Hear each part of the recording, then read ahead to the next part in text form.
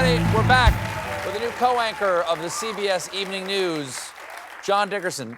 You're always great to put things in historical perspective for us. Let's talk about other presidents. Have any other presidents wielded power in this way? Is there some similar thing in the past? Well, I mean, we've had massive power wielder. Look at Truman. I mean, you drop bombs, you make that call. That's a huge wielding of power.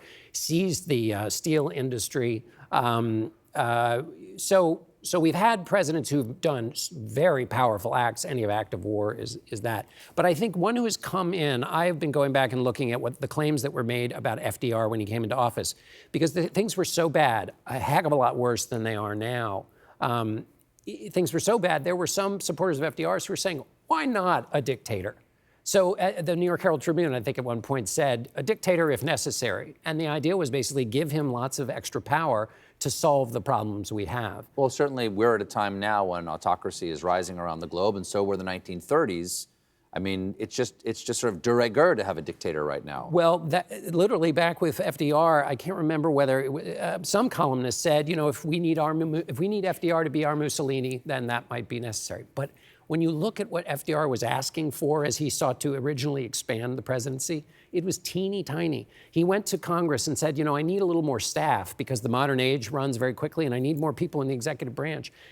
330,000 Western Union telegrams were sent to Washington in opposition. They called the bill asking for the reorganization of the executive branch the dictator bill. People marched in the streets from all over the country that came to Washington to march because they said he was trying to be a dictator. He was asking for like a couple of staffers and maybe a cabinet official, and he had to ask Congress. That just gives you some sense. The reason this is all important is Donald Trump sees the presidency as a power, as an office that is central and has dominion over all the other branches of government. That's not really the way the system was designed. And with FDR, the power was much more spread out among Congress and not just centralized in the presidency at the beginning of his term. Let's talk about that exercise of power and that the hints that he's going to exercise power in a certain way. In the inaugural address, did you see that expressed in the address, that he was going to wield power or see himself as a locus of complete power? I would say look at the address and then look at some of his initial moves. When he talks about upending the 14th Amendment and birthright citizenship, which is guaranteed in the Constitution, he's basically... And affirmed by the Supreme Court over and over. He's essentially saying, I know better. And also, if you're going to change that, you're going to have to do it through Congress. So I know better than the Supreme Court, and I know better than Congress. Then obviously, we've talked about the January 6th move that basically I know better than the justice system. 1,000 people have either been found guilty or pleaded guilty. And then on the TikTok business. Now here he's got some room to run, but essentially on TikTok, this is legislation to ban TikTok that went through Congress, and he's saying no, I'm going to interrupt it. How does that happen, by the way? Because it went through Congress, Biden signed it, the Supreme Court said, yeah, no, it's got to be done by the 19th, and then he was like, not really. No, But how is that possible that he just says not really and it continues? And I'm not saying banning TikTok is the right thing or the wrong thing. I don't understand how it just continues. I don't quite see how it is possible. And yet it's happening. Well, yes-ish. I think I'm out of my depth in terms of exactly. I pushed you into out of your depth. Yeah, I love this. Yes. Some people believe that's the starting point. But the important point I think I'm trying to make on the TikTok business is that he's saying, I know better than the Supreme Court, the legislative process. So he has put himself above those things. Now, other presidents have done that. They've said, what Joe Biden said, student debt, I'm getting rid of some of it. There are moves that presidents have made that are sort of with a sweep of my hand. But this is on day one, and essentially across all branches of government, he is saying, I am the supreme dominant figure. So if you look at his speech, look at the way in which his personal body and he embodies. It's not, I'm going to test the limits of power. It is, I am power. And Donald Trump has a better understanding of power than any president.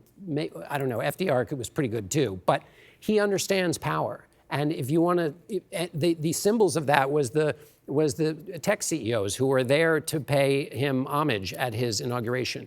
To drop off the checks. Well, they did, spend a lot of money on his inaugural events, but also look at on the January 6th rioters. Think about what a power move that is with the members of Congress. These are people whose building was attacked by the rioters, who have to go to work every day and pass policemen who were there being attacked, and they are saying very little. I think Senator Murkowski has denounced it, but the rest of them, as you showed earlier, don't want to talk about the pardons. I mean, this is a dominant move on his part. He has done something quite sweeping, and his whole party is okay with it. Look, I want to ask about, why is he so obsessed with William McKinley? I have not heard anyone talk about William McKinley so much. He wants to rename Denali McKinley, Mount McKinley. You know the funny thing about Mount McKinley, which Trump wants to change because Obama changed it back? It was in 1896, they called it a miner who was mining gold called it Mount McKinley because McKinley was for the gold standard. McKinley's not from Alaska, he's from Ohio. So it was the nickname and then it was made official, and then all the Ohio members of Congress kept protecting it. In Alaska, they passed a law saying, no, we want to go back to calling it Denali. So if you were a conservative who believes in federalism, you would say, well, we have to go what the local people want, what they voted for, what their government has picked, which is calling it Mount Denali. But no, this is a federal. It's almost as if you're saying that the modern Republican Party is inconsistent about its beliefs, John. It's a shocking position to be taken. Oh, we're going to take another break, but don't go away. We'll be right back with more John Dickerson of CBS